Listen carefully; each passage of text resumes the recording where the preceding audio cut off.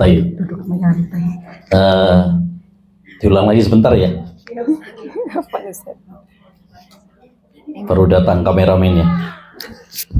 Baik, intinya kita perlu untuk membahas tentang bulan Dzulhijjah ini karena banyak di antara kita yang belum tahu tentang, atau di antara masyarakat kita banyak yang belum tahu tentang keistimewaan bulan Dzulhijjah. Mungkin banyak yang tahu tentang keistimewaan bulan Ramadan, tapi keistimewaan bulan Dzulhijjah, amalan-amalan di bulan Dzulhijjah, bagaimana adab dan sikap kita di bulan Dzulhijjah, masih banyak yang belum tahu.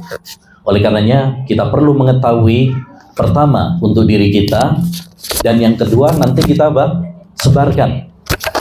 Ya, kita sebarkan kepada keluarga kita sebarkan kepada kerabat kita sebarkan kepada tetangga kita dan lain sebagainya. Ya, insya Allah Ta'ala kita akan bahas dari 3 sisi pembahasan.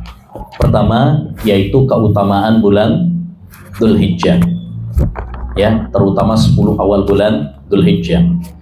Yang kedua yaitu fikih amalan-amalan di bulan Dzulhijjah. Dan yang ketiga adab-adab, ya, di bulan Dzulhijjah. Adapun yang pertama yaitu keutamaan bulan Dzulhijjah. Bulan Dzulhijjah ini bulan yang sangat istimewa, bulan yang sangat mulia. Dia termasuk 4 bulan yang dimuliakan oleh Allah Subhanahu wa Ta'ala, sebagaimana dalam surat At-Taubah ayat 36, di mana Allah Subhanahu wa Ta'ala mengatakan, inna iddatas syuhuri indallahi isna asara syahran fi kitabillah yauma khalaqas samawati wal ard minha arba'atun hurum. Sesungguhnya bilangan bulan di sisi Allah SWT itu saat menciptakan langit dan bumi ada 12 bulan. Dimulai dengan bulan Muharram, ditutup dengan bulan Dzulhijjah. Ya. Kemudian kata Allah Subhanahu wa Ta'ala, minha arba'atun hurum. Di antara 12 bulan tersebut ada 4 bulan yang mulia. Apa saja 4 bulan yang mulia, bulan yang utama tersebut? Ya, disebutkan oleh Nabi SAW, ditafsirkan oleh Nabi sebagaimana dalam riwayat Bukhari Muslim. 4 bulan tersebut adalah, pertama bulan Dzulqa'dah, yang kedua bulan Dzulhijjah, yang ketiga bulan Muharram, dan yang keempat Rajab. Ya, Dzulqa'dah, Dzulhijjah, Muharram ini beruntun. Ya, kalau Rajab ini nanti, ya, bulan sebelum Sya'ban dan Ramadan. Ya, ini 4 bulan yang dimuliakan oleh Allah Subhanahu wa Ta'ala. Berarti sekarang kita di bulan Dzulqa'dah ini sudah masuk di bulan Haram, bulan yang dimuliakan oleh Allah Subhanahu wa Ta'ala. Bentar lagi kita akan masuk lagi bulan yang istimewa berikutnya, yaitu bulan Dzulhijjah. Baik. Dan bulan Dzulhijjah, terutama 10 awal bulan Dzulhijjah, adalah hari-hari yang sangat istimewa, hari-hari yang sangat dicinta. Ya, banyak keutamaan-keutamaan 10 awal bulan Dzulhijjah ini. Di antaranya yang pertama, Allah Subhanahu wa Ta'ala bersumpah dengannya, sebagaimana dalam surat Al-Fajr. Kata Allah Subhanahu wa Ta'ala, wal fajri walayalin ashar, demi waktu fajar dan demi 10 hari. Ya, 10 hari ini, 10 malam ini dijelaskan oleh para ulama. Ada yang menafsirkan 10 akhir bulan Ramadan, karena di dalamnya ada malam Lailatul Qadar. Yang kedua, ini pendapat mayoritas ulama ahli tafsir, di antaranya adalah sahabat Ibnu Abbas radhiyallahu an, dan dikuatkan oleh para ulama ahli tafsir seperti Ibnu Katsir, Syaukani dan lain sebagainya, bahwa yang dimaksud 10 hari di sini adalah 10 awal bulan Dzulhijjah. Apa istimewanya dalam ayat ini? Allah Subhanahu wa taala bersumpah dengannya. Dan kaidah dalam ilmu tafsir, ketika Allah Subhanahu wa taala bersumpah dengan sesuatu, bersumpah dengan makhluknya, karena Allah boleh ya bersumpah dengan siapapun. Beda sama makhluk. Kalau makhluk tidak boleh bersumpah kecuali dengan nama Allah Subhanahu wa taala saja. Tapi kalau Allah Subhanahu wa taala boleh bersumpah dengan apapun. Makanya banyak dalam Al-Qur'an bersumpah dengan langit, dengan bumi, dengan matahari, dengan bulan, ya. Banyak. Termasuk dalam ayat ini bersumpah dengan waktu fajar, bersumpah dengan 10 hari. Ketika Allah Subhanahu wa taala bersumpah dengan sesuatu, maka itu menunjukkan keistimewaannya, bahwasanya makhluk tersebut sangat istimewa dan sangat penting di mata Allah Subhanahu wa taala. Ini.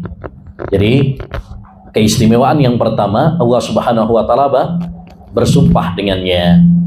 Dan Allah Subhanahu wa taala tidak bersumpah dengan sesuatu kecuali ya karena sesuatu tersebut sangat istimewa dan sesuatu tersebut sangat mulia di sisi Allah Subhanahu wa taala. Yang kedua, di antara keutamaan 10 awal bulan Dzulhijjah adalah bahwa 10 awal bulan Dzulhijjah adalah hari-hari yang paling dicintai oleh Allah Subhanahu wa taala. Sebagaimana diriwayatkan oleh Imam Al-Bukhari dan Muslim dalam hadis Ibnu Abbas, bahwasanya Nabi Shallallahu Alaihi Wasallam pernah bersabda, "Ma min ayyamin al-amalu salihu fihinna ahabbu ila Allah min hadhil ayyamil ashr." Tidak ada suatu hari yang lebih dicintai oleh Allah Subhanahu wa taala daripada amal soleh yang dilakukan di 10 awal bulan Dzulhijjah. Hadis ini jelas menunjukkan kepada kita keistimewaan 10 awal bulan Dzulhijjah. Kenapa? Karena hari-hari tersebut hari-hari yang paling dicintai oleh Allah Subhanahu wa taala. Amal-amal soleh yang dilakukan di 10 awal bulan Dzulhijjah lebih dicintai oleh Allah Subhanahu wa taala. Oleh karenanya tidak sama antara orang yang beribadah di 10 awal bulan Dzulhijjah dibandingkan dengan di bulan-bulan yang lain. Ya, mana yang lebih utama? Orang sedekah di 10 awal bulan Dzulhijjah atau ya 10 hari misalkan di bulan Rajab misalkan atau di bulan Sya'ban? Tentu yang lebih utama adalah orang yang sedekah di 10 awal bulan Dzulhijjah. Bahkan ya, para ulama sampai bahas mana yang lebih utama, orang yang bersedekah di 10 awal bulan Dzulhijjah atau di 10 akhir bulan Ramadan. Mana yang lebih utama? 10 akhir Ramadan atau 10 awal bulan Dzulhijjah? Dua-duanya istimewa ya. Nah, itu sampai dibahas oleh para ulama. Sebagian ulama mengatakan ya, sedekah di 10 awal bulan Dzulhijjah lebih utama berdasarkan hadis tadi. Karena Nabi mengatakan tidak ada hari yang lebih dicinta oleh Allah SWT daripada 10 awal bulan Dzulhijjah. Dan sebagian ulama mengatakan 10 akhir bulan Ramadan lebih utama. Kenapa? Karena di sana ada malam Lailatul Qadar. Dan pendapat yang lebih kuat memerinci seperti yang disebutkan oleh Syekhul Islam Taimiyah dan muridnya Ibnul Qayyim. Beliau memerinci, kalau siang hari maka 10 awal bulan Dzulhijjah lebih utama. Kalau malam hari maka 10 akhir bulan Ramadan lebih utama. 10 akhir bulan Ramadan lebih utama. Kenapa? Karena di sana ada malam Lailatul Qadar. Malam Lailatul Qadar itu siang atau malam? Malam. Tapi kalau siang, maka 10 awal bulan Dzulhijjah lebih utama. Sebab rata-rata kebanyakan amal-amal ibadah di bulan Dzulhijjah itu rata-rata siang. Puasa Arafah, kurban, itu rata-rata apa? Siang. Oleh karenanya, kalau ada orang sodakoh, mana yang lebih utama? Sodakoh di 10 awal bulan Dzulhijjah atau di 10 akhir bulan Ramadan? Masya Allah, betul. Kalau dia sodakohnya siang, maka 10 awal bulan Dzulhijjah lebih utama.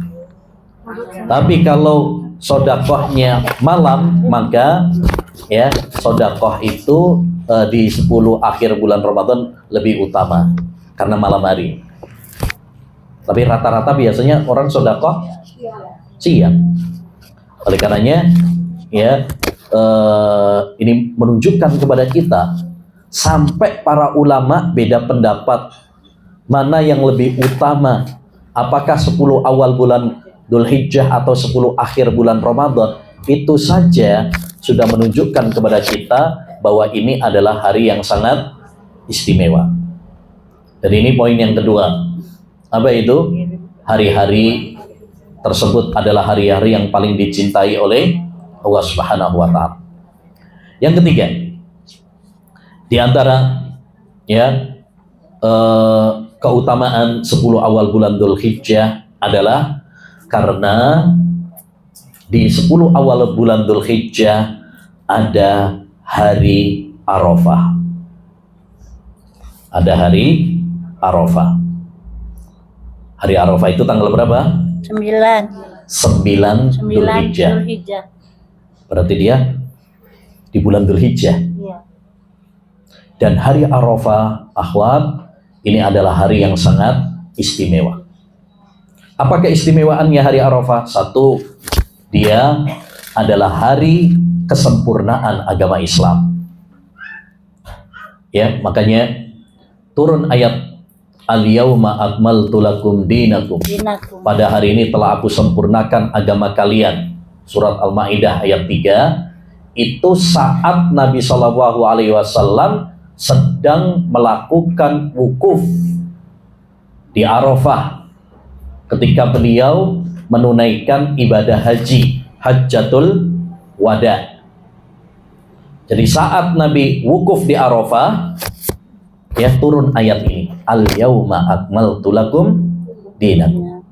Sebagaimana disebutkan dalam Sahih Bukhari dari Umar bin Khattab radhiyallahu anhu. Yang kedua juga, di antara keistimewaan hari Arafah juga, hari tersebut adalah hari pengampunan dosa dan hari mustajabnya doa-doa hamba. Sebagaimana dalam hadis Aisyah radhiyallahu anha bahwa Nabi Shallallahu Alaihi Wasallam mengatakan, "Ma min yaumin aktsaru min an yu'tiqallahu fihi abdahu minan nar min yaumi Arafah wa innahu la yadnu summa yubahi bihimul malaika fayaqul ma arada haula." Tidak ada hari di mana Allah Subhanahu wa Ta'ala lebih banyak membebaskan hambanya dari neraka ketimbang hari Arafah.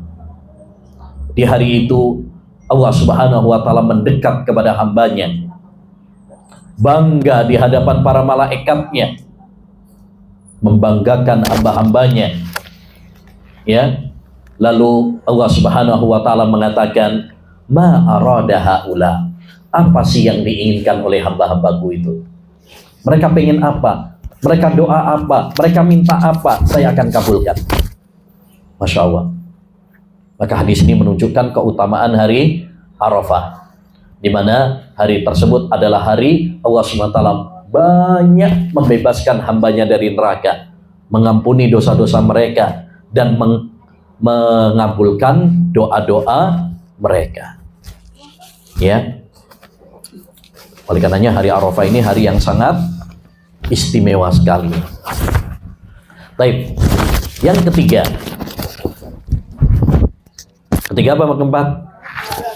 Empat. Nah, tiga apa empat? Empat. Nah, yang Arafah sudah, berarti kita kembali lagi berarti ke keempat. Yang keempat, di antara keutamaan bulan Dzulhijjah adalah karena di bulan Dzulhijjah atau 10 awal bulan Dzulhijjah ada hari raya Idul Adha. Dan itu adalah hari yang sangat agung. Ya, Nabi SAW mengatakan, a'zamul ayyami indallah yaumun nahri summa yaumul qarri. Hari yang paling agung di sisi Allah Subhanahu wa taala adalah hari penyembelihan. Hari penyembelihan itu yaitu yang dimaksud hari raya Idul Adha. Tanggal berapa? 10 Dzulhijjah. Ini kata Nabi SAW, hari yang paling agung di sisi Allah SWT. Summa yaumul qar, kemudian hari qar. Yang dimaksud hari qar yaitu hari-hari tasyrik. Hari-hari tasyrik itu berarti tanggal berapa? 11, 12, 13. Berarti hari yang paling agung di sisi Allah SWT itu adalah hari penyembelihan tanggal 10 dan hari-hari tasyrik tanggal 11, 12, dan 13. Dan semua itu ada di bulan Dzulhijjah. Ya, oleh karenanya hari raya Idul Adha adalah hari yang sangat istimewa. Demikian juga hari-hari tasyrik adalah hari-hari yang sangat agung. Ya, hari penyembelihan, hari kita berzikir kepada Allah Subhanahu wa taala, dan hari bersenang-senang dengan apa yang diizinkan, diperbolehkan oleh Allah Subhanahu wa taala berupa makan dan minum. Ya, terutama makan daging sembelihan. Makanya Nabi SAW mengatakan, ayyamut tasyriki ayyamu aklin wa syurbin wa dzikrin lillah. Hari-hari tasyrik yaitu tanggal 11, 12, 13 itu adalah hari makan, minum, dan berzikir kepada Allah SWT. Makanya nggak boleh puasa di hari raya Idul Adha dan hari tasyrik, itu nggak boleh puasa. Supaya apa? Supaya kita bersenang-senang dengan daging sembelihan. Makanya hari raya Idul Adha dan hari-hari tasyrik saatnya apa? Banyak makan daging, ya, nyate, ya, apalagi bikin rendang, bikin bakso, ya, bersenang-senang dengan apa yang diizinkan oleh Allah Subhanahu wa taala. Taib. Yang ke-5 ya sekarang ya. Di antara keutamaan bulan Dzulhijjah atau 10 awal bulan Dzulhijjah adalah terkumpulnya amal-amal ibadah besar di bulan ini. Terkumpulnya amal-amal ibadah besar di 10 awal bulan Dzulhijjah atau di bulan Dzulhijjah ini. Ya. Baik berupa puasa, terutama yaitu puasa Arafah, baik berupa sholat,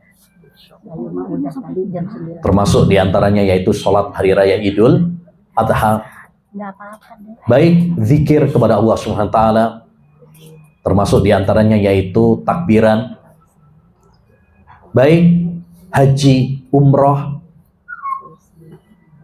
terus apalagi kurban. Itu amal-amal apa?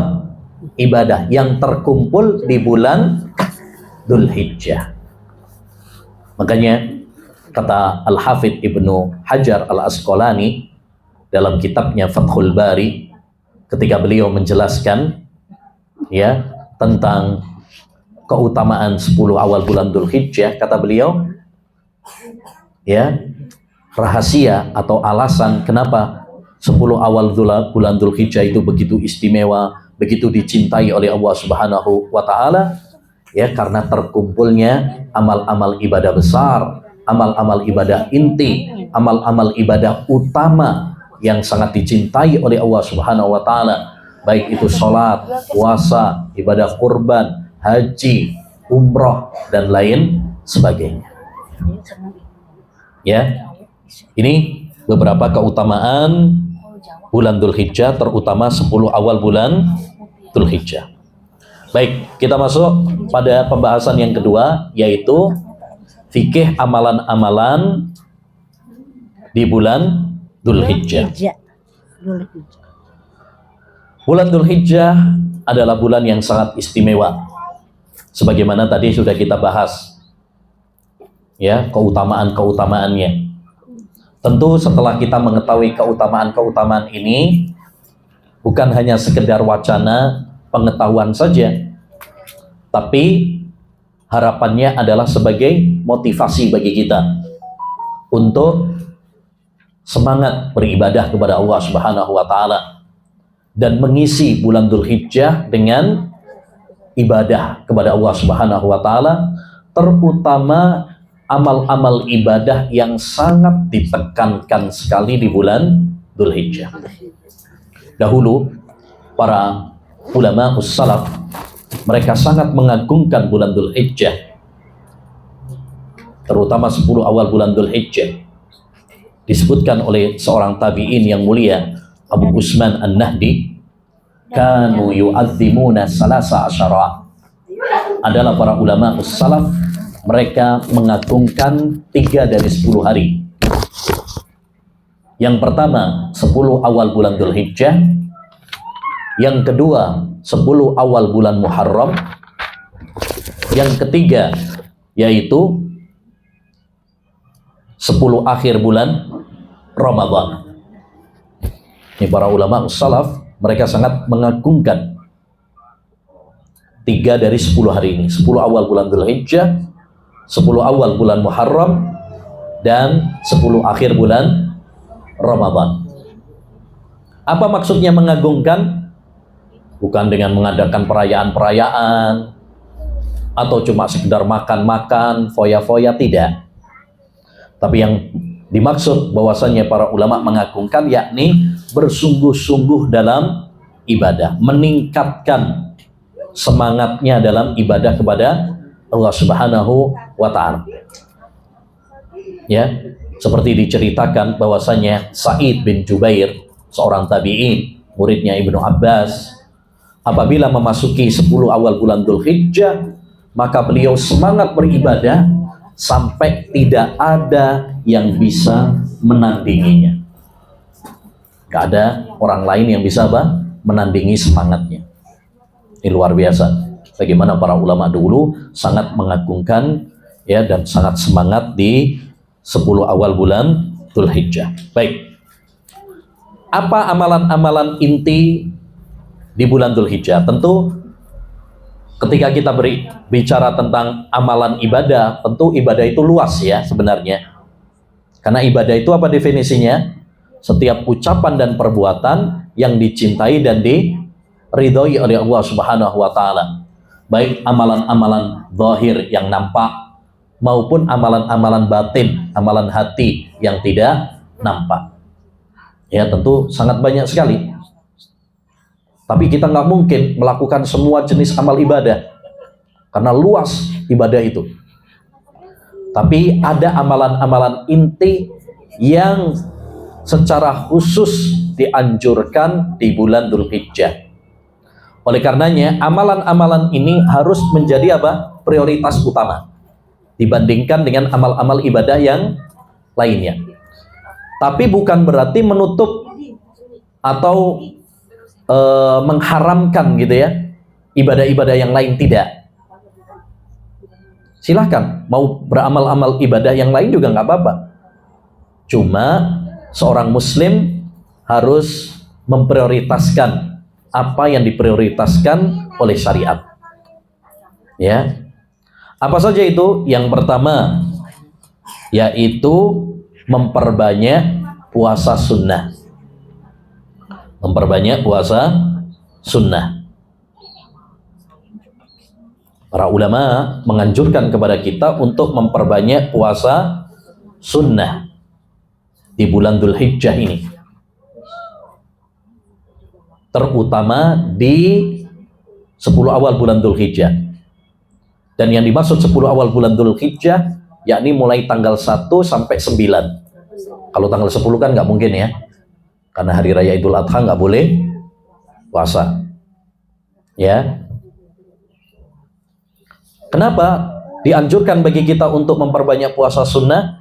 Karena puasa sunnah termasuk bagian dari amal soleh yang disebutkan oleh Nabi dalam hadis tadi. Ma min ayyamin al-amalu shalihu fihinna ahabbu ila Allah min hadhil ayyamil ashr.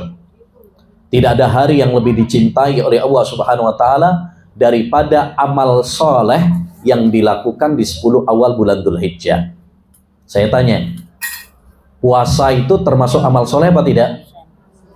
Termasuk. Berarti dia termasuk bagian dari hadis ini apa tidak? Termasuk. Ya. Oleh karenanya madhab para ulama diantaranya Imam Ahmad bin Hanbal mensunnahkan, menganjurkan memperbanyak puasa sunnah di bulan Dzulhijjah mulai tanggal 1 sampai 9, seperti yang dilakukan oleh para ulama, para salaf, seperti sahabat Abdullah bin Umar, Qatadah, Ibnu Sirin, ya, dan ulama-ulama yang lain. Mereka menganjurkan puasa di 10 awal bulan Dzulhijjah. Jadi kalau kita bisa mulai tanggal 1 sampai 9 puasa, alhamdulillah. Ya, itu sangat bagus sekali. Tapi kalau nggak bisa 9 hari gimana? Sebisanya. Nggak bisa 9 hari, ya 8 hari. Nggak bisa 8 hari, 7 hari. Nggak bisa 7 hari, ya 6 hari, 5 hari, ya, dan seterusnya. Kalaupun nggak bisa, setidaknya minimal usahakan 1 hari, yaitu pada tanggal 9, hari Arafah. Karena ini yang paling ditekankan. Dari 9 hari tersebut yang paling ditekankan adalah pada tanggal 9. Kenapa? Karena ada keistimewaannya secara khusus. Di mana Nabi SAW mengatakan, "Shaumu Arafah ahtasibu 'ala Allah an yukaffiras sanatal madiyata wal qabilah." Dalam hadis Abu Qatadah Al-Ansari dalam riwayat Muslim, Nabi SAW mengatakan, puasa Arafah, saya berharap kepada Allah Subhanahu wa taala agar puasa Arafah itu bisa menghapus dosa-dosa setahun yang lalu dan setahun yang akan datang. Masya Allah. Alangkah luasnya rahmat Allah Subhanahu wa taala. Bayangkan kita puasa cuma 1 hari, tapi bisa menghapus dosa-dosa kita 2 tahun. Setahun yang lalu dan setahun yang akan datang. Allahu Akbar. Ini kesempatan yang langka. Hanya ada di bulan Dzulhijjah. Puasa cuma 1 hari tapi pahalanya, ya, bisa menghapus dosa-dosa kita 2 tahun. Bayangkan kalau kita misalkan ya, dijatuhi hukuman penjara 2 tahun. Tapi kalau mau puasa sehari, bebas. Ya, milih mana? Di penjara 2 tahun atau ya puasa cuma 1 hari?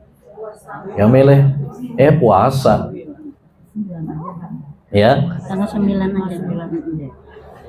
Milih di penjara atau dibawa ke barak sekarang?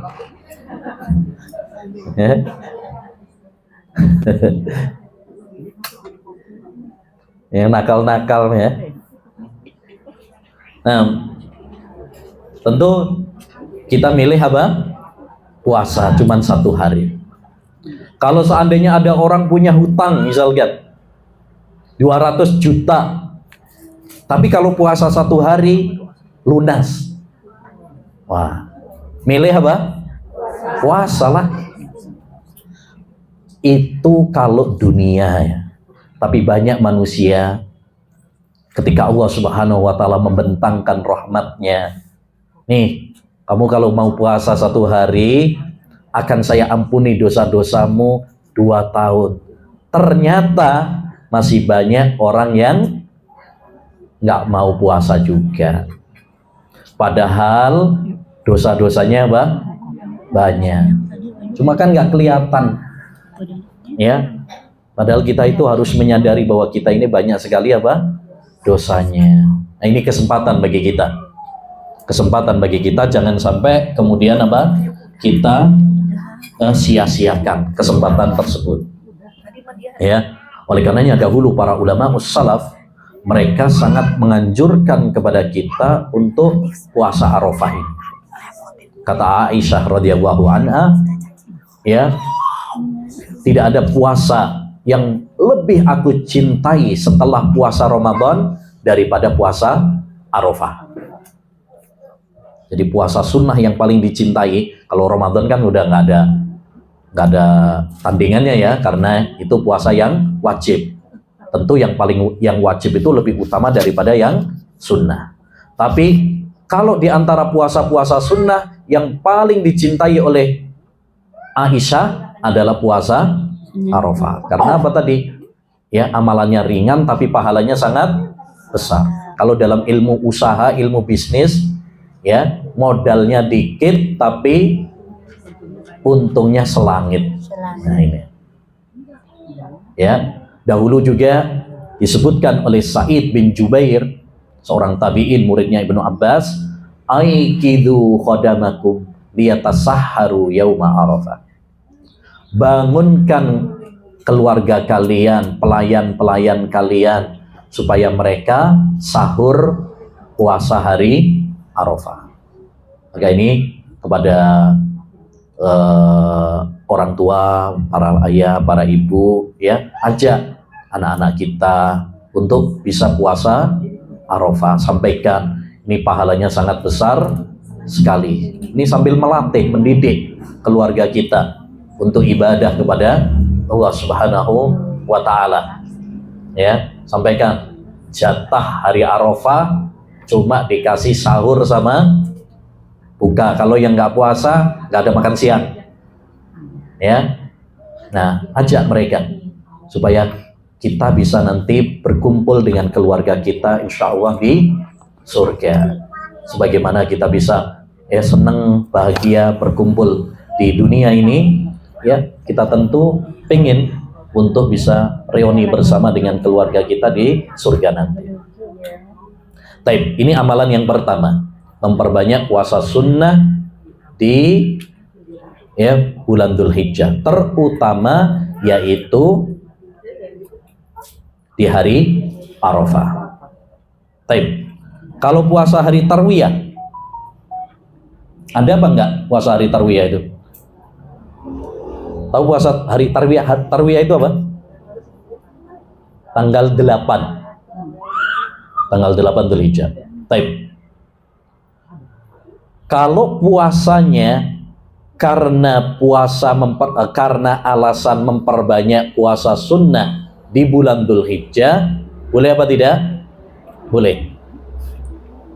Tapi kalau dia niatnya mengkhususkan puasa pada hari Tarwiyah karena ada anggapan ya keutamaan secara khusus, maka ini tidak ada. Tidak ada hadis yang sahih tentang keutamaan khusus puasa hari Tarwiyah. Apa yang beredar di media sosial ya tentang hadis keutamaan puasa hari Tarwiyah, maka itu hadisnya tidak sahih. Tapi kalau dia puasa bisanya tanggal 8 sama tanggal 9 misalkan, karena itu memang kesempatan dia, ya maka tidak mengapa, karena kita dianjurkan memang memperbanyak apa?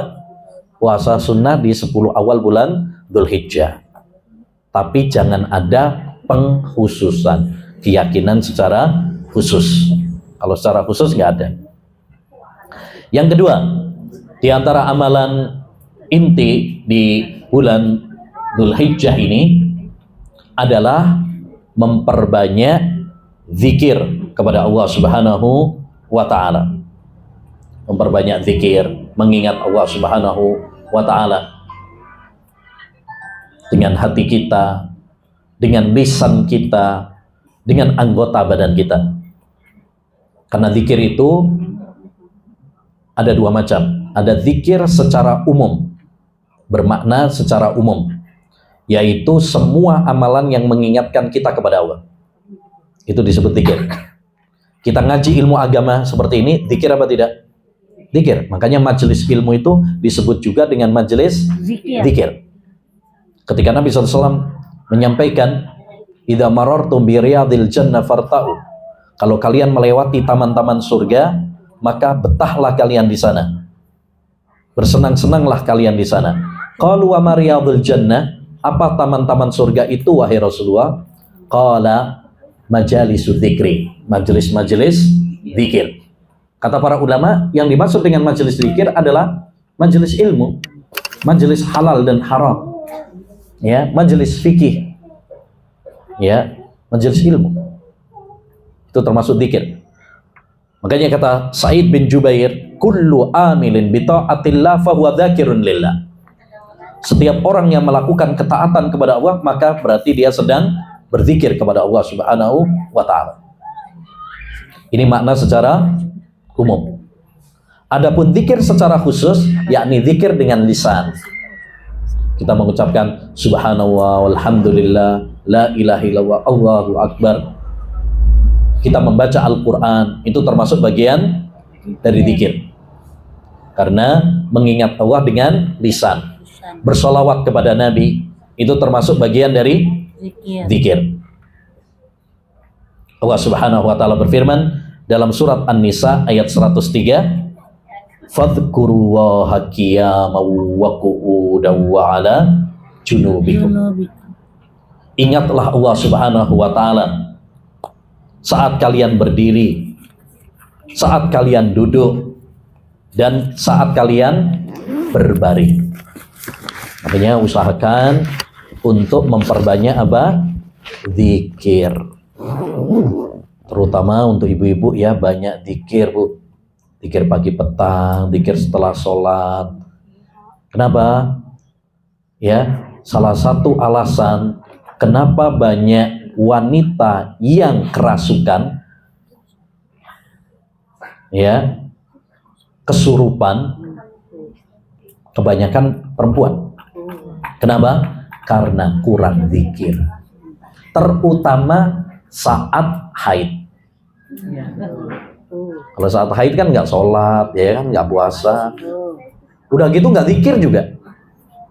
Akhirnya itu rawan ya dimasuki oleh jin.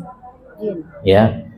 Oleh karenanya hendaknya bagi kita untuk memperbanyak zikir kepada Allah Subhanahu wa ta'ala. Ya, karena ini amalan yang ringan tapi pahalanya sangat besar. Makanya ketika ada seorang sahabat bertanya kepada Nabi SAW, wahai Rasulullah, inna syara'i al-islami qad kathurat alayya. Syariat Islam terlalu banyak bagi saya. Artinya saya nggak bisa mengamalkan semuanya. Maka sampaikan kepada saya suatu amalan yang bisa saya lakukan secara rutin. Amalan yang gampang, simple. Ternyata apa kata Nabi SAW? Ya, la yazalu lisanuka ratban bidzikrillah. Jadikan lisanmu selalu basah dengan zikir kepada Allah Subhanahu wa ta'ala. Itu dipilih zikir, kenapa? Itu paling gampang, paling simple. Sambil duduk bisa, sambil berdiri bisa, sambil berbaring bisa, ya, sambil di atas kasur bisa, Bu. Sambil masak bisa, sambil nyetrika bisa, sambil nyapu bisa. Masya Allah. Ya, maka perbanyak apa? Zikir kepada Allah SWT. Lebih utama lagi di bulan Dzulhijjah.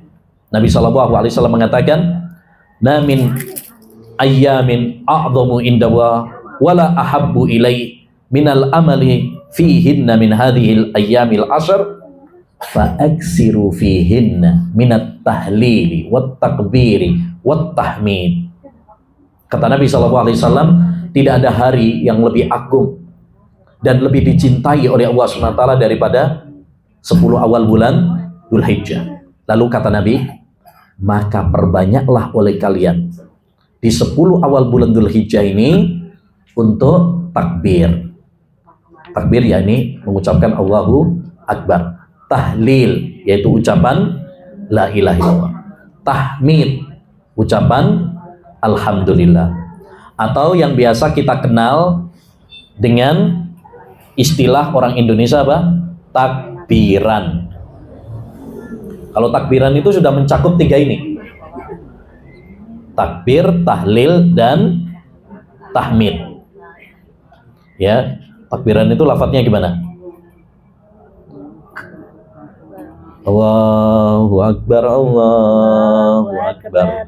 La ilaha illallah, wallahu akbar. Allahu Akbar walillahil hamd. Itu ada 3 di situ. Allahu Akbar, Allahu Akbar. Kemudian Allahu Akbar berarti takbir. Kemudian la ilaha illallah berarti tahlil. Kemudian walillahil hamd berarti tahmid. Cuma kalau istilah orang Indonesia kan takbiran. Padahal sebenarnya mencakup 3 tadi. Ada tahlil dan ada takbir. Mungkin karena yang paling banyak di situ adalah takbirnya. Yang kedua juga untuk nyingkat. Karena kalau diistilahkan takbiran, tahlilan, tahmidan terlalu panjang. Ya, mungkin sukanya orang Indonesia kan apa? Nyingkat-nyingkat ya kan? Nah, kadang orang nama aja bagus-bagus, panjang-panjang disingkat. Abdullah udah bagus-bagus, manggilnya Dul. Abdurrahman udah bagus-bagus, dipanggilnya Dur. Nah, jadi dianjurkan bagi kita untuk memperbanyak takbiran, ya. Dan takbir di bulan Dzulhijjah terbagi menjadi 2. Yang pertama, takbir mutlak. Takbir mutlak. Apa maksudnya takbir mutlak? Yaitu kita takbiran tanpa terikat dengan waktu dan keadaan serta tempat. Jadi nggak terikat, boleh kapanpun, ya, boleh kapanpun, dan boleh dimanapun, baik di rumah, di pasar, di kendaraan. Makanya dulu diriwayatkan oleh Imam Al-Bukhari bahwa sahabat Abdullah bin Umar dan Abu Hurairah kalau 10 awal bulan Dzulhijjah itu apa? Pergi ke pasar, takbiran. Akhirnya penduduk pasar pada takbiran semuanya. Karena biasanya kan orang itu, orang awam terutama, ngikut kepada tokohnya. Abu Hurairah, Ibnu Umar ini ulamanya para sahabat. Akhirnya pada ngikut semuanya, takbiran. Jadi boleh ya, takbiran sejak tanggal 1 Dzulhijjah, boleh. Cuma ini kalau dipraktekkan sekarang, banyak yang aneh nih. Ya, ini kok takbiran sekarang sudah ini. Buru-buru hari raya Idul Adha aja ini. Padahal sebenarnya itu adalah sesuatu yang boleh, bahkan dianjurkan. Karena kita disyariatkan untuk memperbanyak tadi zikir kepada Allah Subhanahu wa taala. Makanya kita sampaikan ini untuk sebagai ilmu bagi kita. Ya, kita praktekkan. Ya, kita praktekkan dan kita sebarkan semampu mungkin. Yang kedua, jenis takbir yang kedua, ini yang disebut dengan takbir muqayyad. Takbir yang terikat waktu. Terikat waktu kapan? Yaitu selesai sholat 5 waktu. Jadi habis-habis sholat itu disyariatkan untuk takbiran terlebih dahulu. Ya, disyariatkan untuk takbiran terlebih dahulu, baru kemudian melanjutkan zikirnya. Kan biasanya kalau kita habis sholat itu kan zikir dulu ya. Habis istighfar kemudian zikir, ya subhanallah 33 kali, ya alhamdulillah 33 kali, ya dan seterusnya. Tapi kalau pada takbir muqayyad itu berarti apa? Kita takbiran terlebih dahulu. Habis takbiran baru melanjutkan apa? Zikirnya. Ini yang disebut dengan takbir apa tadi? Muqayyad, yaitu takbir selesai sholat 5 waktu. Kapan waktunya ini? Waktunya adalah selesai semenjak sholat subuh tanggal 9 Dzulhijjah, yaitu hari Arafah. Habis sholat subuh hari Arafah tanggal 9 Dzulhijjah sampai selesai hari tasyrik. Hari tasyrik itu tanggal berapa? 11, 12, 13. 11, 12, 13. Selesai tasyrik berarti sejak terbenamnya matahari, tanggal 13 Dzulhijjah. Kalau sudah terbenam matahari pada tanggal 13 Dzulhijjah, berarti selesai takbirannya. Baik takbir mutlak maupun takbir muqayyad. Jadi, apa bedanya takbir mutlak dan takbir muqayyad? Takbir mutlak itu takbir yang tidak terikat dengan waktu. Dan tidak terikat dengan tempat. Kapanpun, di rumah boleh, di kendaraan boleh, di jalan boleh, di pasar boleh. Dan waktunya kalau takbir mutlak mulai tanggal 1 sampai akhir hari tasyrik. Adapun takbir muqayyad yaitu takbir yang terikat dengan waktu. Apa terikat dengan waktu? Setelah selesai sholat 5 waktu. Ya, habis-habis sholat 5 waktu. Nah, itu mulainya kapan? Habis subuh. Mulai subuh hari Arafah tanggal 9 Dzulhijjah hingga akhir hari tasyrik. Jadi kalau akhir waktunya sama. Sama-sama selesai hari tasyrik. Tapi awalnya berbeda. Kalau takbir mutlak dimulai tanggal 1. Kalau takbir muqayyad sejak tanggal 9 setelah sholat subuh. Ya, paham ya? Ini tentang takbir mutlak dan takbir muqayyad. Ya, baik. Yang ketiga, di antara amalan inti di bulan Dzulhijjah adalah melakukan ibadah haji. Sebagaimana kita tahu bahwa haji termasuk rukun Islam. Allah Subhanahu wa taala mewajibkan haji bagi yang mampu. Walillahi 'alan nasi hajjul baiti man istata'a ilaihi sabila. Bagi Allah Subhanahu wa taala kewajiban ibadah haji bagi yang memiliki kemampuan. Bahkan Nabi sallallahu alaihi wasallam mengatakan, al-hajjul mabrur laisa lahu jazaa'un illal jannah. Haji yang mabrur tidak ada balasan baginya melainkan surga. Haji yang mabrur itu haji yang baik, bukan cuma sekedar haji mabrur terbang, ya tidak, tapi mabrur. Haji yang baik. Dan haji yang baik itu, haji yang mabrur itu kalau memiliki 4 sifat kriteria. Yang pertama, kalau hajinya ikhlas lillahi ta'ala. Karena tidak diterima amal ibadah kalau nggak ikhlas. Jangan sampai orang haji supaya nanti pulang dipanggil Pak Haji, Pak Haji, Bu Haja. Bu Haja, Nanti kalau nggak dipanggil Pak Haji ngamuk dia. marah. Ya, jangan sampai seperti itu. Harus ikhlas. Yang kedua, haji yang mabrur itu adalah haji yang sesuai dengan tuntunan Rasulullah SAW. Khudhu anni manasikakum, kata Nabi, contohlah tata cara manasik hajiku. Makanya orang kalau mau berangkat haji harus belajar tata cara manasik haji sesuai dengan tuntunan Rasulullah. Jangan sampai dia haji tapi nggak belajar tuntunan haji seperti yang diajarkan oleh Nabi. Akhirnya banyak terjatuh di dalam kebid'ahan, bahkan mungkin kesyirikan. Yang ketiga adalah melaksanakan kewajiban-kewajiban haji dan menghindari larangan-larangan haji.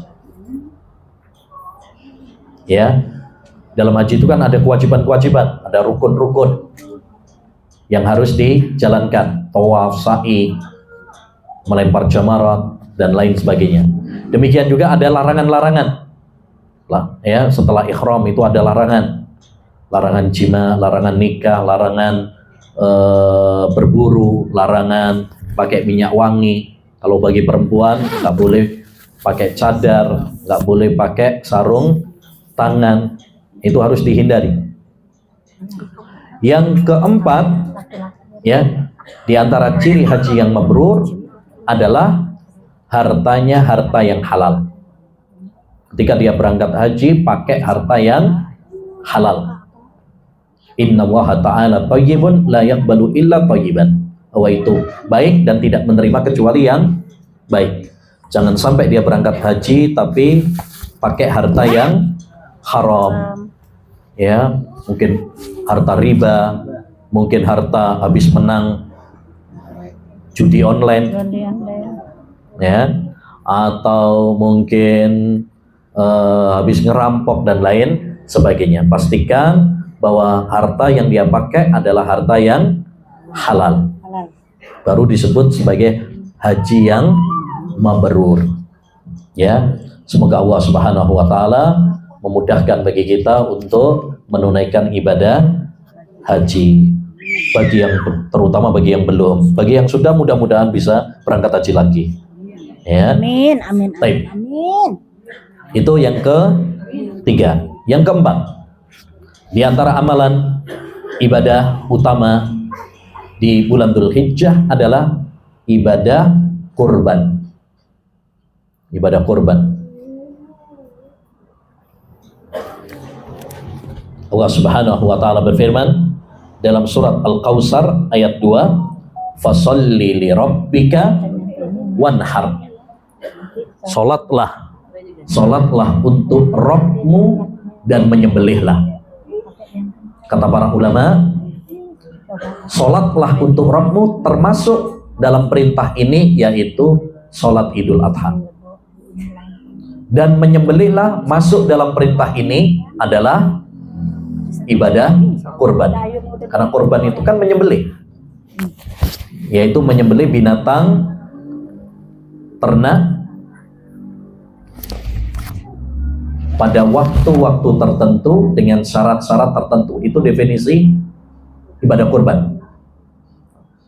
Ya, ibadah kepada Allah SWT dengan menyembelih bahimatul an'am, binatang ternak. Yang dimaksud dengan binatang ternak di sini yaitu kambing, sapi, dan unta. Itu namanya bahimatul an'am. Dengan pada waktu-waktu tertentu, yaitu pada hari raya Idul Adha tanggal 10 Dzulhijjah dan hari-hari tasyrik. Hari-hari tasyrik itu juga boleh ya untuk nyembelih ya. Boleh. Karena Nabi mengatakan ayyamut tasyrik dzabhun kullu. Hari-hari tasyrik itu adalah hari penyembelihan juga. Jadi boleh. Boleh. Tidak hanya tanggal 10 saja. Ya, walaupun yang paling utama sembelihan kurban itu dilaksanakan pada tanggal 10. Itu yang paling utama. Tapi kalau misalkan menundanya pada tanggal 11, 12, 13 juga boleh, sah. Baik. Dan dengan syarat-syarat khusus. Ya, karena ada syarat-syaratnya, waktunya misalkan harus selesai sholat hari raya Idul Adha, nggak boleh sebelumnya. Kemudian hewannya juga nggak boleh yang cacat parah, ya nggak boleh yang cacat parah, pincang yang parah, buta misalkan, atau sudah tua, nggak ada dagingnya, pahit, ya nggak boleh, ya nggak boleh. Jadi ada syarat-syarat khusus. Jenisnya, tadi jenisnya yaitu apa? Kambing, sapi, dan onta. Kalau misalkan ada yang korban, tapi korbannya ayam atau bebek, ya nggak bisa, nggak memenuhi persyaratan. Apalagi korban perasaan. Nah, nggak ada contohnya ya, nggak ada contohnya. Intinya, salah satu amalan yang sangat diutamakan, dianjurkan pada bulan Dzulhijjah adalah kurban. Nabi SAW 10 tahun di Madinah tidak pernah beliau meninggalkan ibadah kurban. Setiap tahun beliau berkurban. Makanya hendaknya bagi kita yang memiliki kemampuan untuk berkorban, karena ini syiar di antara syiar-syiar Islam. Dan di dalam ibadah kurban banyak sekali manfaatnya. Di antara manfaatnya, satu, mendapatkan pahala. Kita kalau korban dapat pahala karena ini ibadah. Yang kedua, meneladani Nabi Ibrahim dan Nabi Muhammad SAW. Kita tahu dulu Nabi Ibrahim awalnya disuruh untuk menyembelih anaknya Ismail, tapi kemudian diganti dengan kambing. Demikian juga Nabi Muhammad SAW. Yang ketiga, menyemarakkan syiar Islam, karena ini syiar Islam yang harus dinampakkan. Yang keempat, berbagi kebahagiaan ya kepada orang lain, bagi-bagi daging. Ingat, di sana banyak saudara-saudara kita yang nggak bisa makan daging kecuali kalau nunggu hari raya Idul Adha. Kalau nggak hari raya Idul Adha, mau beli daging aja susah. Ya, alhamdulillah kita sering makan daging ya. Tapi di sana banyak saudara-saudara kita untuk makan daging aja susah. Maka kita perlu berbagi kebahagiaan dengan mereka. Baik. Yang kelima di antara manfaat dari ibadah kurban, menyerupai amalan jamaah haji. Karena kalau saudara-saudara kita yang bisa berangkat haji, itu ada namanya hadiyu, sembelihan. Ya, sembelihan. Maka kita yang nggak berangkat haji disyariatkan kurban supaya adil, karena Islam itu adil. Contoh, ada pahala bagi orang yang azan, muadzin, dapat pahala dia. Tapi kan azan itu fardu kifayah, tidak semuanya orang azan. Cukup satu aja atau sebagian saja. Nah, bagi yang tidak azan bisa dapat pahala juga. Caranya apa? Menjawab azan. Dengan kita menjawab azan dapat pahala juga. Nah, contoh yang lain, para jamaah haji mereka bisa wukuf di Arafah, doanya mustajab. Kita yang nggak berangkat haji bisa mendapatkan keutamaan juga dengan cara puasa tadi. Iya, betul. Dan yang kedua, memperbanyak doa, karena doa orang yang berpuasa mustajab. Makanya ya para akhwat, para ummahat ya, nanti kalau pas bulan Dzulhijjah, terutama di hari Arafah, banyak-banyak ya berdoa kepada Allah Subhanahu wa taala. Karena doanya mustajab. Khairud du'ai Du'a'u yaumi Arafah. Sebaik-baik doa adalah doa di hari Arafah. Ya, siapkan doa-doa terbaik kita di hari Arafah. Kalau perlu menyendiri, kalau rame-rame biasanya nggak khusyuk doanya atau malu kadang. Ya, menyendiri. Makanya kata atau Al-Khurasani, ini stata'ta an tahdua binafsika isyata Arafah faf'al.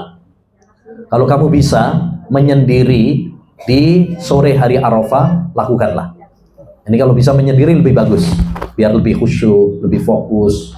Ya, siapkan doa-doa terbaik kita di hari Arafah untuk berdoa kepada Allah Subhanahu wa Ta'ala. Tapi masalah yang terakhir yaitu adab-adab di bulan Dzulhijjah. Apa adab-adab ya yang perlu kita lakukan jika Allah Subhanahu wa Ta'ala memberikan kesempatan kepada kita bertemu dengan bulan Dzulhijjah? Ada beberapa adab yang perlu kita lakukan ketika kita berada di bulan Dzulhijjah. Yang pertama adalah gembira dan bersyukur. Ya, kalau kita dipertemukan dengan bulan Dzulhijjah, hendaknya bagi kita untuk bergembira, hendaknya bagi kita untuk bersyukur, karena itu adalah kesempatan yang Allah Subhanahu wa Ta'ala berikan kepada kita untuk meraih pahala. Itu adalah anugerah yang tidak diberikan kepada sembarangan orang. Betapa banyak saudara-saudara kita, keluarga kita, teman kita yang tahun lalu masih bersama kita, tapi kini mereka sudah tiada. Oleh karenanya ketika kita mendapati 10 awal bulan Dzulhijjah atau bulan Dzulhijjah, hendaknya bagi kita untuk banyak bersyukur. Allah Subhanahu wa Ta'ala berfirman dalam surat Yunus ayat 58, "Qul bi fadlillahi wa bi rahmatihi fabidzalika falyafrahu huwa khairum mimma yajma'un." Katakanlah, dengan karunia dan rahmat Allah Subhanahu wa Ta'ala hendaknya mereka bergembira, karena yang demikian itu lebih baik bagi mereka daripada dunia yang mereka kumpulkan.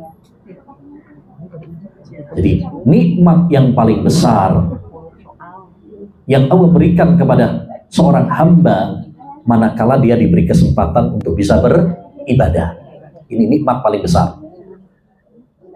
Dan itu nikmat yang lebih mahal daripada harta dan dunia yang kita punya. Ya, apa artinya dunia yang kita punya kalau kita nggak diberi kemudahan untuk beribadah kepada Allah SWT? Nggak ada artinya. Dunia ini apa? Kecil. Dunia ini rendah. Dunia ini hina. Kata Nabi SAW, ya, dunia itu nggak sebanding seperti sayap nyamuk. Nyamuk itu udah kecil, ini sayapnya lagi. Ya, maka jangan tertipu dengan gemerlapnya dunia. Ya. Baik.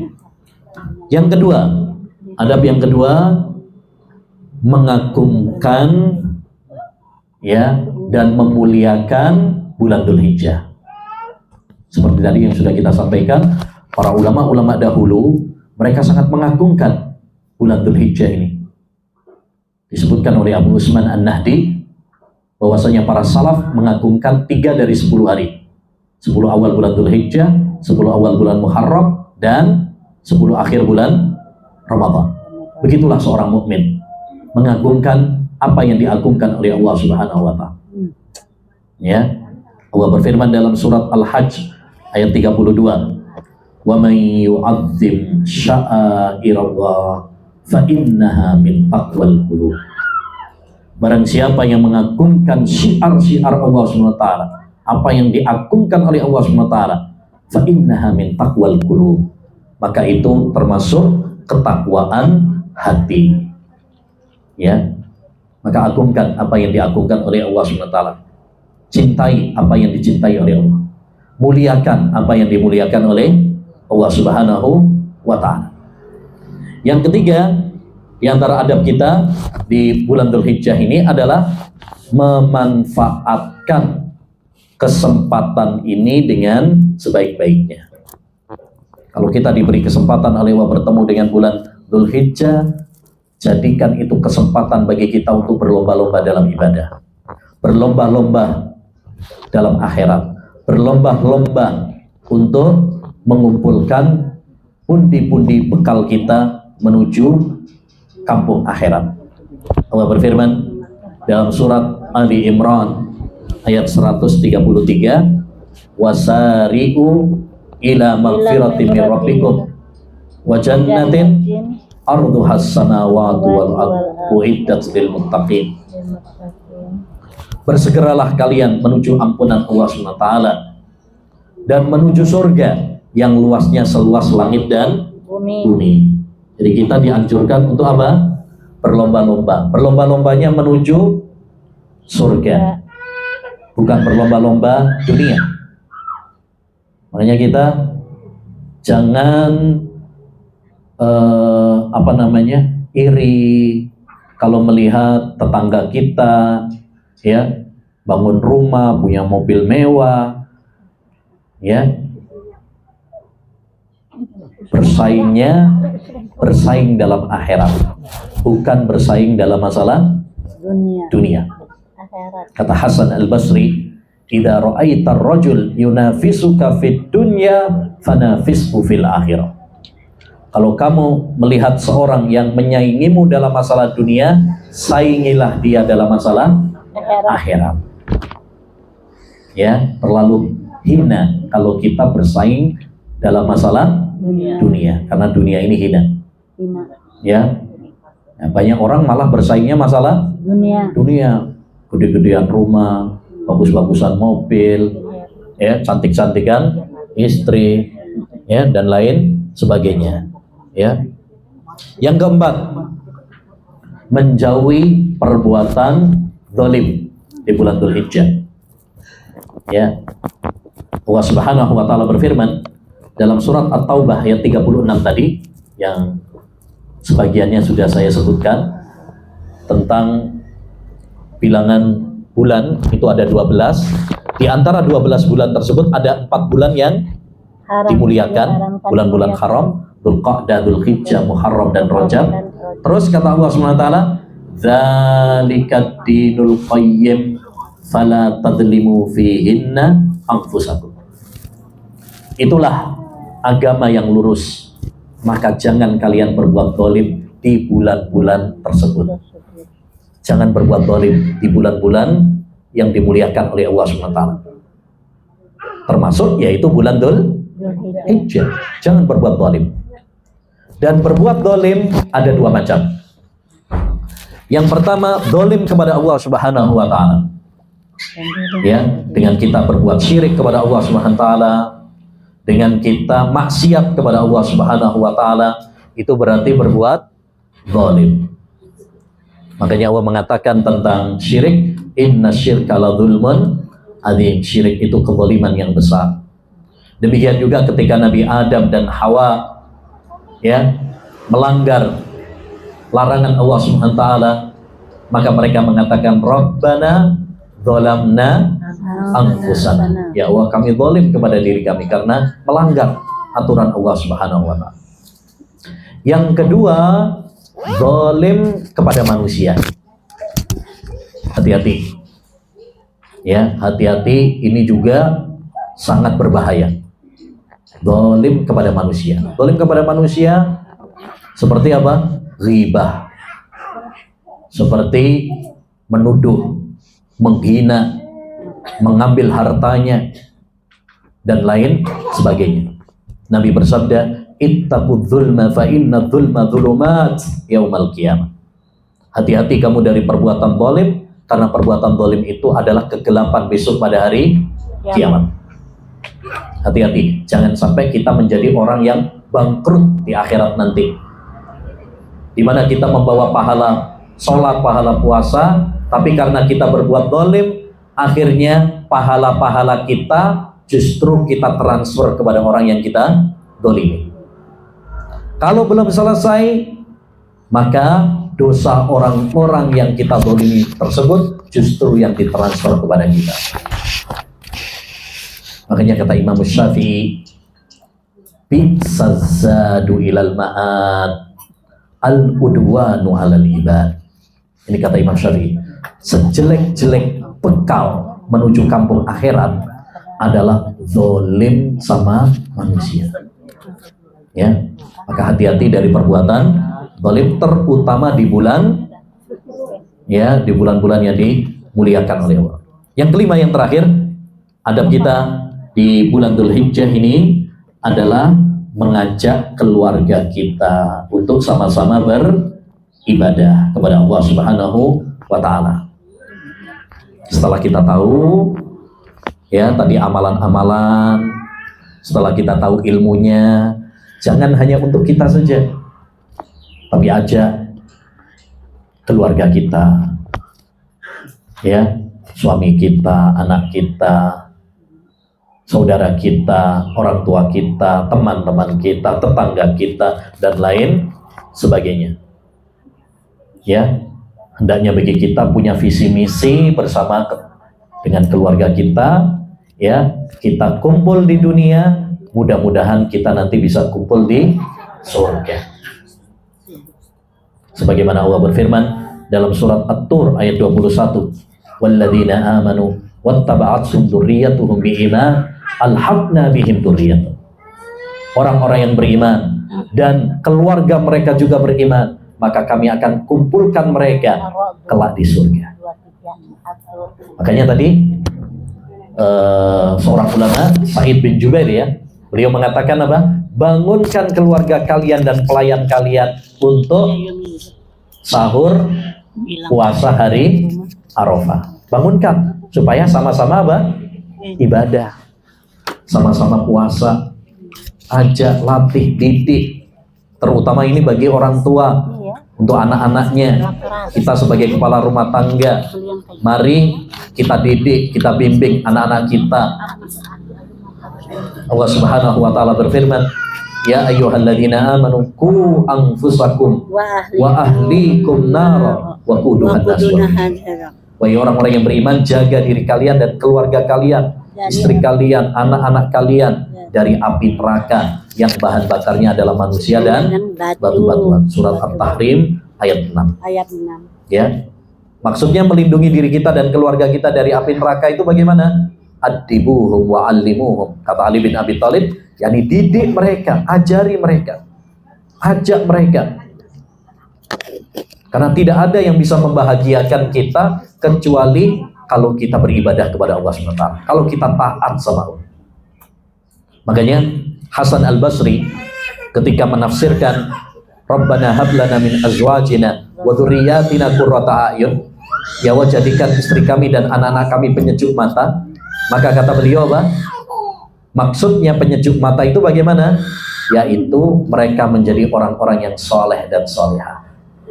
Karena tidak ada yang menyejukkan mata orang-orang yang beriman kecuali melihat keluarganya menjadi orang-orang yang baik, orang-orang yang soleh, orang-orang yang solehah.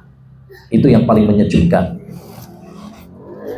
Baik, demikian para akhwat dan ummahat yang bisa kita bahas tentang adab dan hukum di bulan Dzulhijjah. Mudah-mudahan apa yang telah kita pelajari menjadi ilmu yang bermanfaat bagi kita semuanya, dan kita semuanya dimudahkan oleh Allah SWT bertemu dengan bulan Dzulhijjah dan mengamalkan amalan-amalan istimewa yang tadi sudah kita pelajari, ya, sebagai bekal bagi kita untuk meraih pahala sebanyak-banyaknya, ya, bekal menuju kampung akhirat. Amin ya rabbal alamin. Ya, mudah-mudahan bermanfaat. Kurang lebihnya mohon maaf, ya.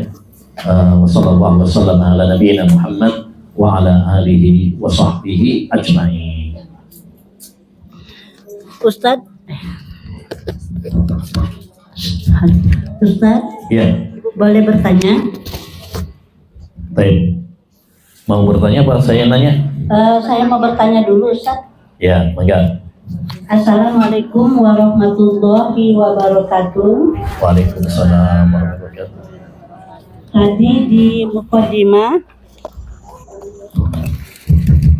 Tadi di mukaddimah Ustadz membahas tentang penuntut ilmu. Orang yang menuntut ilmu itu mudah bosan. bagaimana kiat-kiatnya supaya penuntut ilmu ini tidak bosan? Minta penjelasan dari Ustadz. Itu yang ke satu. Ustadz, yang kedua, tadi dijelaskan di surat At-Taubah 36, yaitu salah satunya menzolimi manusia, sepertinya ghibah atau menghina. Itu termasuk orang-orang yang bangkrut. Nah, sekarang begini Ustadz, kalau seandainya umur kita bertambah, semakin bertambah tapi keimanan kita atau ilmu kita tidak bertambah gitu, tentang agama ya, apakah itu termasuk orang-orang yang bangkrut juga Ustadz? Mohon penjelasannya. Wassalamualaikum warahmatullahi wabarakatuh. Waalaikumsalam warahmatullahi wabarakatuh. Ya, tadi itu saya nukil ucapan Imam Syafi'i ya, bahwa penyakit penuntut ilmu itu adalah gampang bosan dan kurang sabar. Ya, karena kebanyakan kita biasanya begitu, kurang sabar, ya, pengennya semuanya serba instan, ya, semuanya serba instan. Kayak sekarang masa aja pengennya instan ya. Padahal tidak ada yang instan, semuanya itu butuh proses. Bahkan mie instan saja yang tulisannya instan nggak bisa instan. Butuh proses apa tidak? Butuh, masih butuh dimasak. Ya, padahal tulisannya instan. Apalagi menuntut ilmu. Menuntut ilmu itu nggak bisa instan. Dia butuh waktu. Ya, butuh waktu yang lama. Ya. Coba Imam Ahmad saja pernah mengatakan begini. Ta'allamtu babal haidi tis'asinin hatta fahimtu. Aku mempelajari bab haid, darah kebiasaan wanita itu 9 tahun lamanya baru saya memahaminya dengan betul. Imam Ahmad butuh waktu mempelajari fikih darah haid 9 tahun. Kita pengennya 9 menit. Ya, pengennya kalau kajian, selesai kajian sudah langsung jadi seperti Ibunda Aisyah. Ya nggak bisa. Semuanya butuh proses, butuh waktu yang lama. Ya, bagaimana supaya kita tetap semangat istiqomah dalam menuntut ilmu? Tentu yang pertama harus ikhlas ya. Itu nomor 1, ikhlas. Niatkan kita menuntut ilmu itu untuk ibadah, untuk mencari pahala, untuk menghilangkan kebodohan dari diri kita, ya, untuk menjadi wanita yang salihah. Diniatkan itu yang pertama. Karena kalau ikhlas itu insya Allah kita akan tegak, kuat, gak gampang bosan. Yang kedua, ya, banyak doa. Perbanyak doa. Rabbi zidni ilma. Perbanyak doa. Allahumma inni as'aluka ilman nafi'a. Karena yang bisa membuat kita terus semangat itu ya Allah Subhanahu wa ta'ala. Manusia lemah, maka jangan bergantung pada diri kita. Bergantunglah kepada Zat yang Maha Kuat. Yang ketiga, supaya semangat juga, cari teman-teman yang baik, teman-teman yang solihah, yang kalau kita lagi futur, males, dia bisa apa? Mengingatkan kita, ngasih info-info kajian, ya, dan lain sebagainya. Kita butuh teman-teman. Dulu Nabi Muhammad saja ketika hijrah butuh teman. Siapa? Abu Bakar. Nabi Musa saja ketika disuruh oleh Allah mendakwai Fir'aun butuh teman, yaitu Harun. Kalau para nabi saja butuh teman, kita apalagi gitu ya.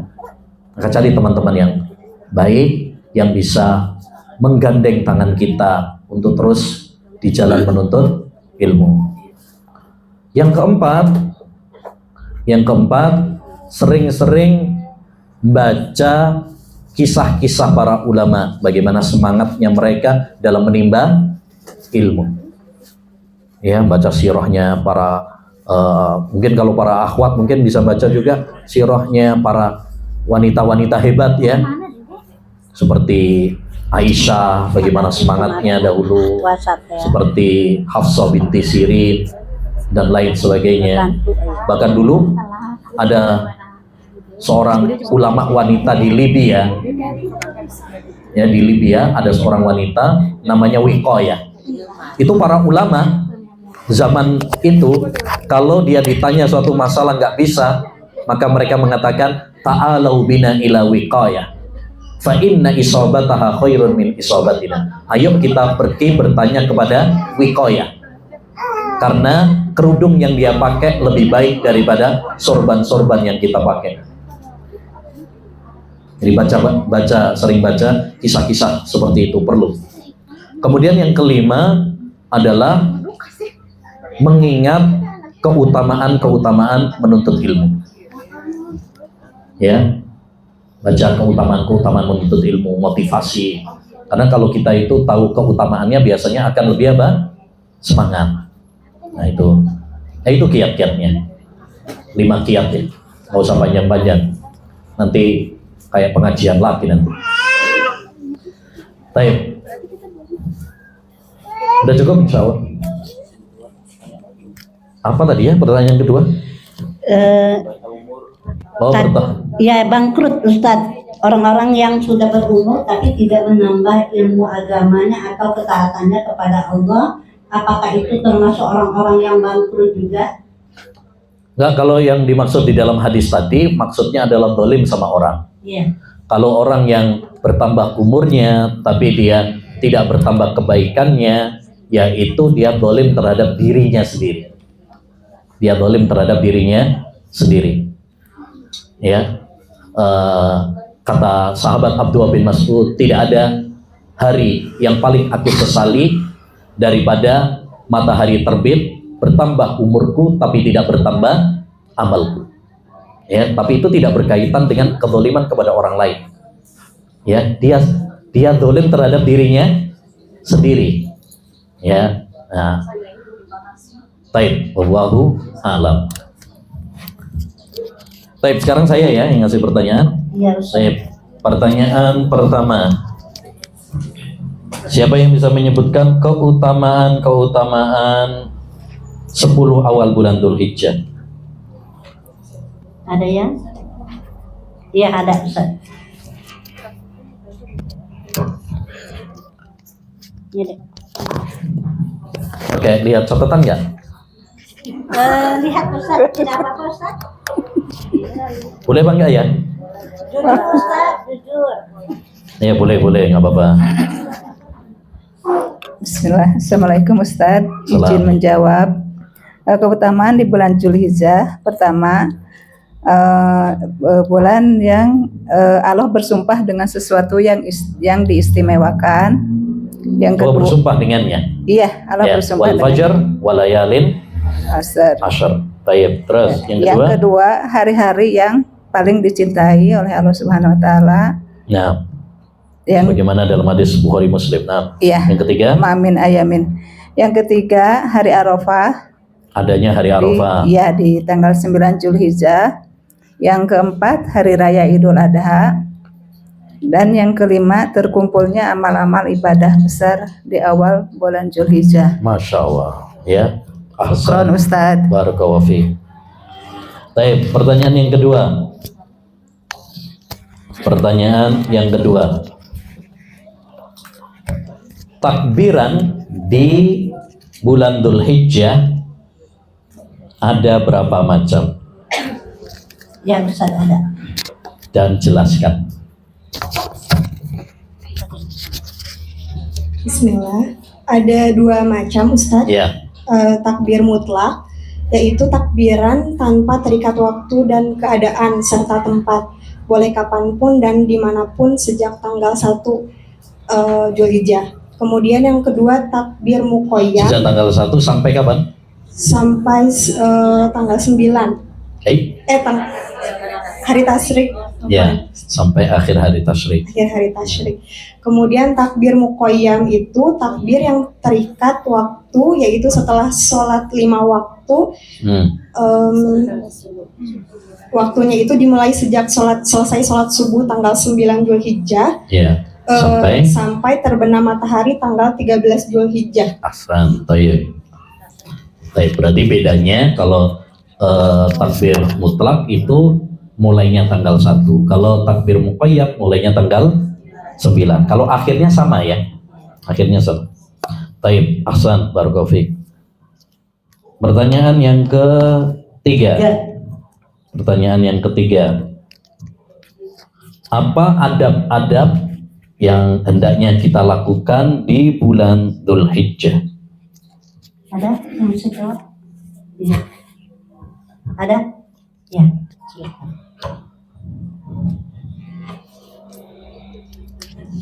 Ya. Ya, sebentar Ustaz.